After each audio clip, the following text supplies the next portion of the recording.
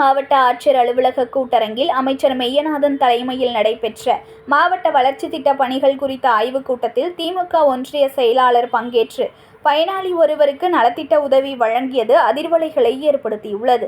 மயிலாடுதுறை மாவட்ட ஆட்சியர் அலுவலக கூட்டரங்கில் மாவட்ட வளர்ச்சி திட்ட பணிகள் குறித்த கலந்தாய்வு கூட்டம் பிற்படுத்தப்பட்டோர் நலத்துறை அமைச்சர் மெய்யநாதன் தலைமையில் நடைபெற்றது.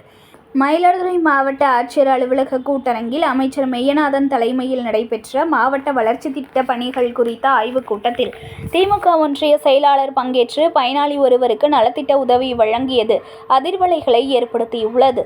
மயிலாடுதுறை மாவட்ட ஆட்சியர் அலுவலக கூட்டரங்கில் மாவட்ட வளர்ச்சி திட்ட பணிகள் குறித்த கலந்தாய்வு கூட்டம் பிற்படுத்தப்பட்டோர் நலத்துறை அமைச்சர் மெய்யநாதன் தலைமையில் நடைபெற்றது. இக்கூட்டத்தில் மயிலாடுதுறை மாவட்ட ஆட்சியர் H.S. ஸ்ரீகாந்த், எம்எல்ஏக்கள் நிவேதா முருகன், ராஜகுமார், பன்னீர்செல்வம், மாவட்ட SP ஸ்டாலின், கூடுதல் ஆட்சியர் முகமது சபீர் ஆலம், மாவட்ட வருவாய் அலுவலர் உமா மகேஸ்வரி, நகராட்சி நகர்மன்ற தலைவர் செல்வராஜ், பேரூராட்சி தலைவர்கள் மற்றும் அனைத்து துறை அதிகாரிகள் பங்கேற்றனர்.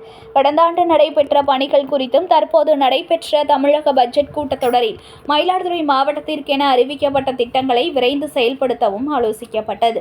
முன்னதாக அமைச்சர் மெய்யநாதன் 222 பயனாளிகளுக்கு 2,66,860 ரூபாய் மதிப்பில் நலத்திட்ட உதவிகளை வழங்கினார். அப்போது திமுக மயிலாடுதுறை கிழக்கு ஒன்றிய செயலாளர் முருகுமணி பங்கேற்று பயனாளி ஒருவருக்கு நலத்திட்ட உதவிகளை வழங்கியது அதிர்ச்சிக்குள்ளாக்கியது.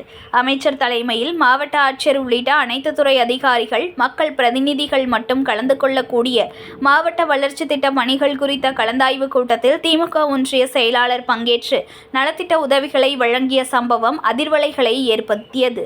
செய்திகளை உடனுக்குடன் தெரிந்து கொள்ள லைக் பண்ணுங்க, ஷேர் பண்ணுங்க, சப்ஸ்கிரைப் பண்ணுங்க, மறக்காம கமெண்ட் பண்ணுங்க.